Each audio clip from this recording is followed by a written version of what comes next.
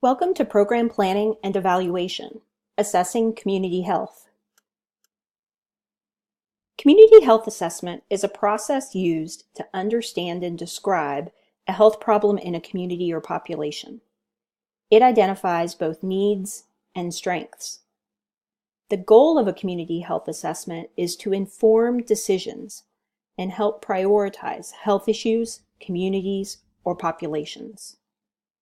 In this session, we will talk about commonly used program planning models, the key components of any community assessment, data sources for assessments, and causal theory diagrams. I have listed here 3 commonly used models in program planning. It's important to be familiar with these and other approaches to program planning because depending on where you work or who funds your programs, you may be asked to use a specific model. We won't go into great detail on any of these, but if you want to learn more, there are numerous articles and online resources available about each of these. Precede-proceed is widely used, especially among health educators. Precede, the planning phase, stands for predisposing, reinforcing, and enabling constructs in educational and environmental diagnosis and evaluation. Proceed, the evaluation phase, stands for policy, regulatory, and organizational constructs in educational and environmental development. Precede-proceed uses an ecological approach and emphasizes the early identification and involvement of stakeholders. It has been used to guide the development of hundreds of published programs and countless numbers of programs that have yet to be published. MAP is another important planning framework and was co-developed by the U.S. Centers for Disease Control and Prevention, the CDC, and the National Association of County and City Health Officials. It stands for Mobilizing for Action through Planning and Partnerships. Like most other models, it emphasizes community engagement. One thing that makes it unique is its 4 different assessments: an assessment of community concerns and assets, the state of the local public health system, the health status of the community, and possible changes in the future. One thing I really appreciate about MAP is the value it places on systems thinking. MAP encourages program planners to consider the underlying structures, systems, and processes that contribute to or detract from population health. By influencing the system, we are more likely to create widespread, sustainable change. Finally, I want to mention a framework that, while not specific to public health, is widely used, especially during the assessment phase. SWOT stands for Strengths, Weaknesses, Opportunities, and Threats. When completed with a diverse group of stakeholders, a SWOT analysis is a quick and effective way to understand a community or organization's positives and negatives. While strengths and weaknesses ask the group to look internally, the opportunities and threats discussion calls on the team to look externally. Together, these 2 dimensions can generate a deeper understanding of people's perceptions and experiences of a particular health issue. Regardless of what planning model you use, there are some key components that are important to include in any community assessment. First, it is essential to engage community members. This can be done through coalitions, partnerships, events like town hall meetings or focus groups, and many other creative ways. The community should be engaged from the beginning, and the final product or results of the assessment should be shared back with the community, especially with those people who actively participated in the process. A community assessment should also draw on both quantitative and qualitative data. By using what we call mixed methods, we gain a richer, more nuanced view of the community and the health issue of interest.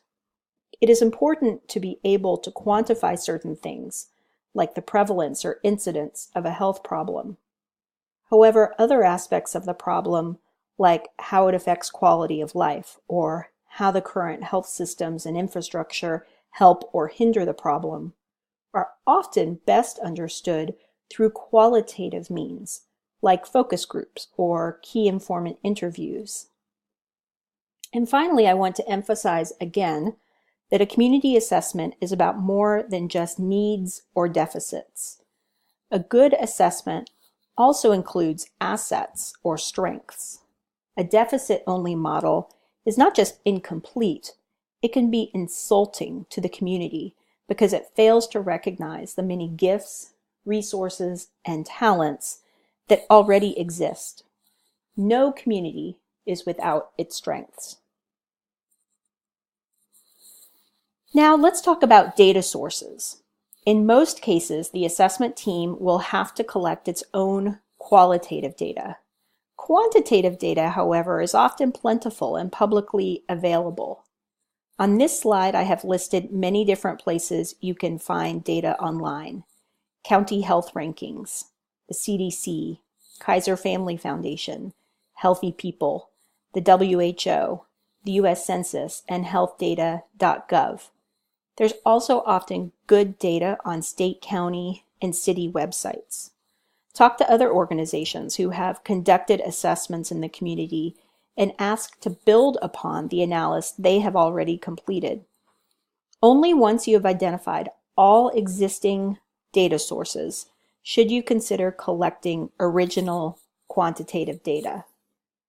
Not only is original data collection expensive and time-consuming for the researchers, too much data collection can make a community feel over-researched and is a burden on their time and energy as well.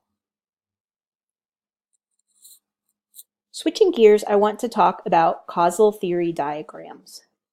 Causal theory diagram offers a visual depiction of the information gathered during the community assessment.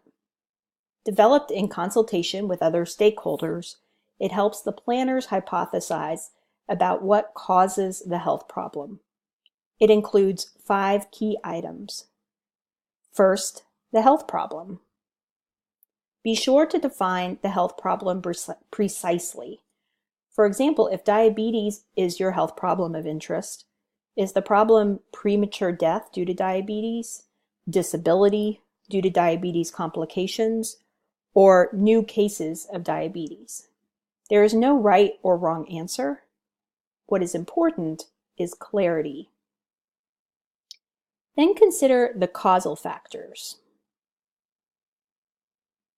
What factors identified through the community assessment are leading directly to the problem?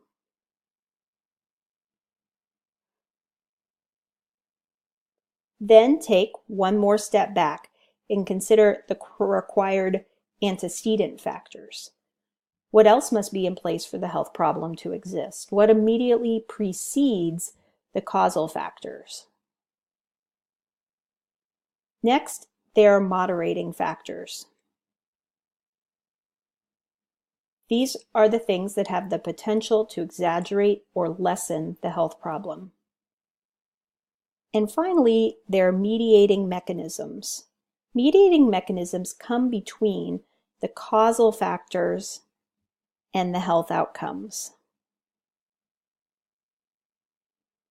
Without the mediating mechanisms, the health outcome will not occur.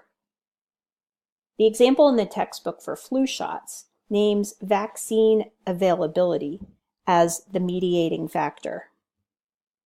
Because someone can be motivated to get a flu shot, a causal factor for vaccination, but if the vaccine is not available, the health outcome will not occur. In conclusion, I want to share a story from a community assessment I conducted many years ago. The quantitative data in this community assessment painted a very clear picture of high prevalence and incidence of type 2 diabetes, as well as high rates of complications like kidney failure and amputations. We also collected qualitative data through focus groups and key informant interviews. We heard one perspective from healthcare providers who felt like the diabetics they treated didn't know how to control their blood sugar, and that the major source of the problem was a lack of education. We heard a very different perspective from patients of those same providers. They told us about how long they had to wait to get an appointment at the clinic. They were frustrated with the limited access to affordable care. They had discovered, however, that if they showed up at the clinic as a walk-in, they would be first seen by a triage nurse who would check their blood sugar. If it was high, they would be seen that same day. As a result, people started eating sweets and drinking soda before they went to the clinic. They knew how to control their blood sugar because they knew how to make it high. What the clinicians were experiencing as patients not understanding was actually a symptom of a bigger systemic problem: poor access to affordable health care.